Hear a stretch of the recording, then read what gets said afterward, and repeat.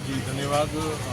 ये किया India limited के साथ हम एक CSR प्रोजेक्ट कर रहे हैं जिसका नाम है ड्रॉप, और ये प्रोजेक्ट हम जनवरी 2023 से किया के साथ कर रहे हैं। इसमें हमने प्लास्टिक की प्रॉब्लम को ग्रास रूट में समझने के साथ साथ उसके सस्टेनेबल सॉल्यूशन पे काम किया। पहले साल पे हमने प्लास्टिक वेस्ट को सोर्स पे कैसे सेग्रीगेट किया जाए, कैसे कम्युनिटी की इसमें भागीदारी ली जाए, उसमें हमने पहले कलेक्शन सिस्टम एस्टेब्लिश किया और उसमें लोगों को जागरूक किया कि वो अपने प्लास्टिक वेस्ट को घर पे सेग्रीगेट करें, और सेग्रीगेट वेस्ट को उनके घरों से कलेक्ट करने की जिम्मेदारी भी हमने इसी प्रोजेक्ट ड्रॉप के द्वारा ली। फिर दूसरा प्रॉब्लम था कि कलेक्टेड प्लास्टिक वेस्ट को कैसे रिसाइकिल किया जाए, इसको नदी नालों लैंडफिल तक पहुँचाने में कैसे रोका जा सके। तो आज हमने किया इंडिया के साथ मिलकर एक रिसाइकलिंग फैसिलिटी एक्सटेंड किया है। ये एक तरह का एक्सटेंशन है बिकॉज इकोटेक 12 में हमने 2021 में ऑलरेडी एक प्लास्टिक रिसाइकलिंग फैसिलिटी बनाई थी, और जैसे जैसे हमारा प्लास्टिक वेस्ट का जो उत्पादन है वो बढ़ता जा रहा है, तो इसका एक्सटेंशन बहुत ज़रूरी था। जो हमारी कैपेसिटी थी उसको बढ़ाना बहुत ज़रूरी था। आज इस प्लांट की इस एडिशनल यूनिट के साथ जो प्लांट की जो कैपेसिटी है वो 15,000 मेट्रिक टन हो गई है। मतलब करीब 40 टन प्लास्टिक वेस्ट को हम प्रतिदिन यहाँ पे ट्रीट करके रिसाइकिल करके काफ़ी उपयोगी हम प्रोडक्ट बना सकते हैं, जो कि plastic board, plastic bench, plastic waste से बने बेंच हैं, स्कूल डेस्क हैं, बहुत सारी यूटिलिटी आइटम है। जो इसका प्लास्टिक बोर्ड है वो एक प्लाईवुड का सब्स्टिट्यूट है, जिसको आप अपने होम फर्निशिंग में, अपने कबर्ड्स बनाने में या बहुत सारी एप्लीकेशन में आप इसको यूज़ कर सकते हैं। तो मुझे विश्वास है कि इस तरह के प्रोजेक्ट अगर और लगेंगे तो हम जो हमारी MLP प्लास्टिक वेस्ट की जो प्रॉब्लम है, जो नॉर्मली हमें सड़कों पर प्लास्टिक दिखाई देता है, वो MLP है जो रिसाइकिलिंग नहीं होता है, उसकी रिसाइकिलिंग फैसिलिटी बहुत कम है हिंदुस्तान में। ये एक नॉर्थ इंडिया की शुरुआती दौर की प्लास्टिक रिसाइकिलिंग फैसिलिटी है। आने वाले समय में इस तरह की और रिसाइकिलिंग फैसिलिटी बनेगी तो हम अपनी प्लास्टिक की समस्या को पूर्णतः खत्म कर पाएंगे। हम दिल्ली NCR में जितने भी अथॉरिटी हैं, ग्रेटर नोएडा अथॉरिटी के साथ हम एक MRF रन कर रहे हैं।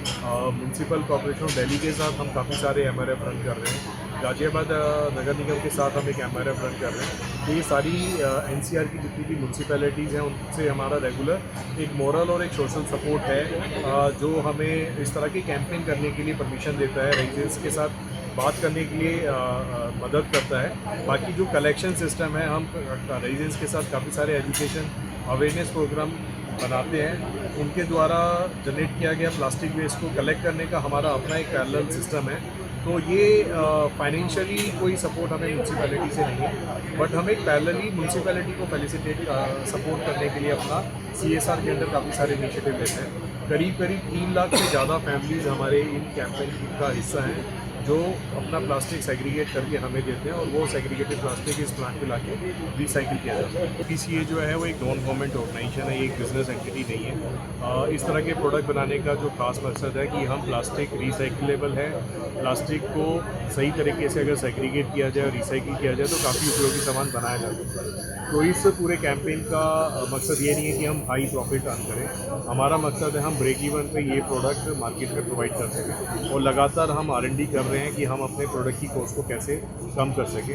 आज किया इंडिया के सीनियर वाइस प्रेसिडेंट आज इस उद्घाटन समारोह में थे। उनके काफ़ी सारे उपयोगी टिप्स हमें मिले हैं, जिनको हम फर्दर अपनी R&D में यूज़ करेंगे, और हमारी लगातार कोशिश रहेगी कि हम सस्ते दामों पर इस तरह के प्रोडक्ट अपने देश की जनता को प्रोवाइड करें, जिससे हम डिफॉरेस्टेशन को भी रोकें। जो लकड़ी का इस्तेमाल हो रहा है, पेड़ काटे जा रहे हैं, जंगल काटे जा रहे हैं, उसका इस्तेमाल करें। प्लास्टिक को नदियों में, नालों में या लैंडफिल पर जाने से रोक के उसके उपयोगी सामान को बना के अपनी रोज़मर्रा की ज़रूरतों को पूरा करें, तभी एक सस्टेनेबल इकोसिस्टम हम बना। ये अभी लकड़ी की तुलना में लगभग बराबर का कॉस्ट पड़ रहा है। लकड़ी से महंगा नहीं है, बट हमारी कोशिश है लकड़ी से सस्ता हम प्रोडक्ट बनाएं, ताकि हम इसको और लोकप्रिय प्रोडक्ट बना सकें। जो घरों पे जो म्यूनसिपैलिटी की गाड़ियाँ जाती हैं वो तो नॉर्मली मिक्स वेस्ट ही उठा पाती है। इस फैसिलिटी को रन करने के लिए जो सबसे ज़्यादा चैलेंज है वो है सेग्रीगेटेड प्लास्टिक वेस्ट को कलेक्ट करना। अगर आप घर में प्लास्टिक को दूसरे वेस्ट के साथ मिक्स कर देते हैं तो हम उसको इस फैसिलिटी में रिसाइकिल नहीं कर पाएंगे। तो सेग्रीगेशन जो है वो इसका की